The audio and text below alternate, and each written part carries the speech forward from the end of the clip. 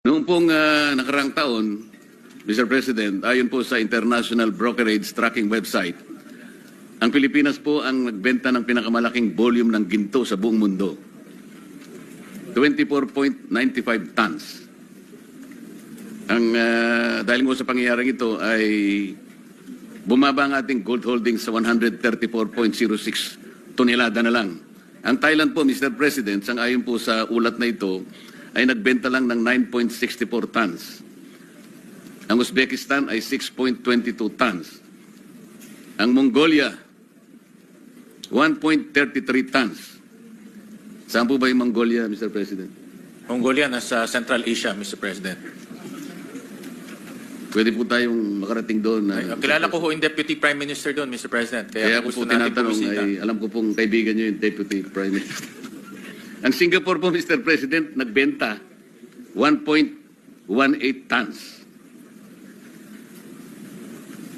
So, kung pag-usap po, yung financial standing po ng Singapore, ay malayo po tayo. Pero talagang, bakit po tayo nakapagbenta ng ganong karami? Ano po ang naging batayan, Mr. President? Unang-una,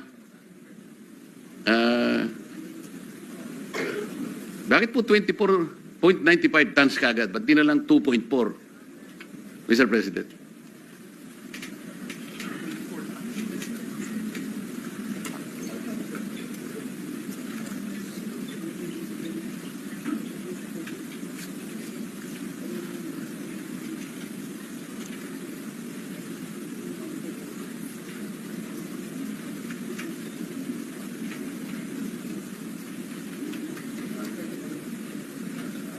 I was advised, Mr. President, by the BSP that it's part of their portfolio management. So from time to time, they would adjust their portfolio depending on the situation and depending on the risk. So in this case, they sold gold and transferred to another asset class. Ang kagandahan ho dito, Senator Marcoleta, kumita naman ho tayo dahil mataas ang presyo ng gold ngayon. No? So kumita naman ho ang BSP dito sa pagbenta. Pero lumipat lang naman siya in another asset class na high yield, low risk. Pero, Mr. President, ngayon po ang daming nagsasabi, kahit hindi po natin tingnan yung boiling cauldron, mas mataas po ang presyo ng ginto ngayon.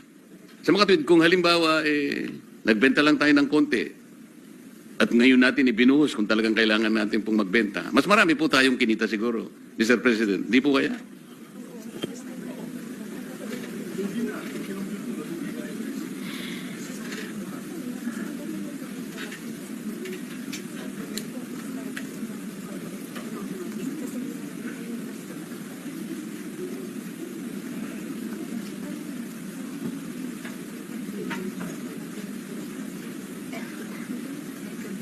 So tama ho kayo na mas mataas ho yung presyo.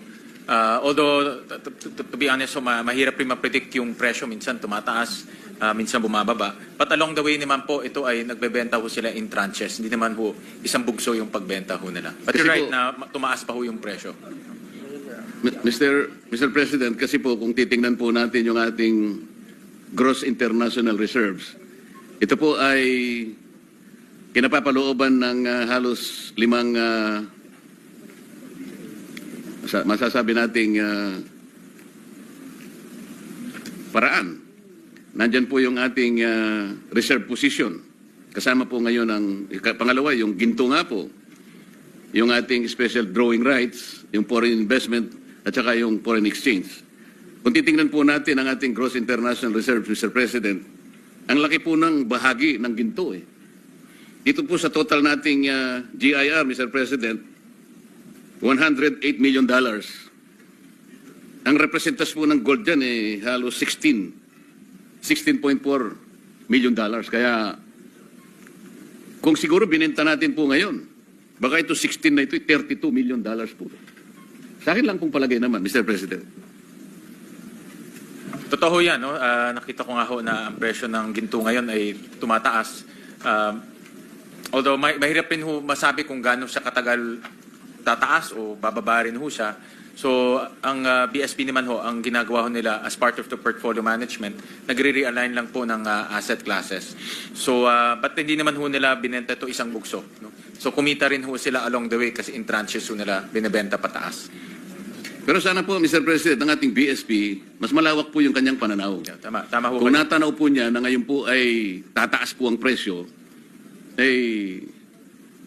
doon po sana natin may bebenta ng mas marami, mas malaking ganansya po ng ating bansa, Mr. President. I agree with you, Mr. President, Senator Marcoleta, na kailangan din maging practical and tingnan yung overall trend. No? So nakikita ko po yung punto ninyo na dapat mas, kumbaga, sinempuhan ho nila na mas mataas yung presyo. Kasi po mula nung mawala na yung ginto sa gold standard natin, Bretton Woods yata yung sinasabi nila. Napunta na lahat sa US dollar po kasi. Kung talaga po kasing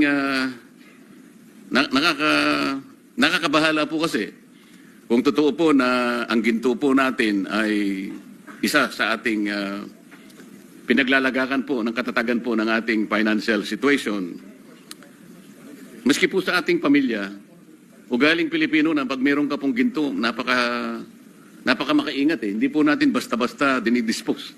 Yung ginto, parang seguridad po ito eh, Mr. President. Tama po ba? Tama ho, Mr. President. Tingnan po natin, kahapon po, Mr. President, ang ating piso ay 59.17 to the US dollar.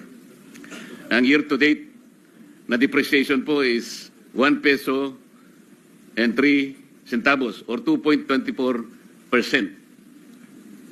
Ito po yung medyo nakakabahala po na hindi naman po ako ekonomista, Mr. President, pero kahit papano pinipilit po nating maintindihan ng kahit konti lang